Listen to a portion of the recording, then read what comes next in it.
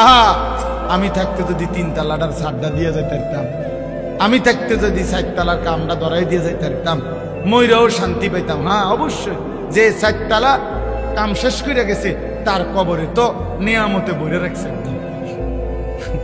ফেরেস্তা তো তার লাগে আপেল মালটা লইয়া বইয়া রয়েছে। হ্যাঁ, আপনার চিন্তা কি? আর আমরা বিল্ডিং 4 তালা, ফেরেস্তা থামনে রে কবরে একের প্রথমেই তো আপেল মালটা দিব যে চাচা আপনি ধন্যবাদ, ভাগ্যবান, আপনি 4 তালা শেষ করে আইছেন। আপনার মতো কপাল কার কপালে মিলছে? ওটা বিল্ডিং এর হিসাব দেয়, ফুতের হিসাব দেয়, ভাত তরকারির হিসাব দেয়, খাট পালং আর সোফা ফার্নিচারের হিসাব দেয়। হুজুর আল্লাহর রহমতে আপনাকে দোয়ায় জিফুতের লেগে দেবিদ্বারে 10 শতক জায়গা লইছি। আমি নিজে থেকে কাম ধরাইছি। একটা ইট মিস্ত্রির বাফের ক্ষমতা নাই 2 নম্বর দিবে, জাগাত খারাই আছে। নিজে গিয়া ময়মনসিংহেতে বালু আনছি, ট্রাকের লগে সার রাইতাছি না। আল্লাহু আকবার, কত বড় কফা!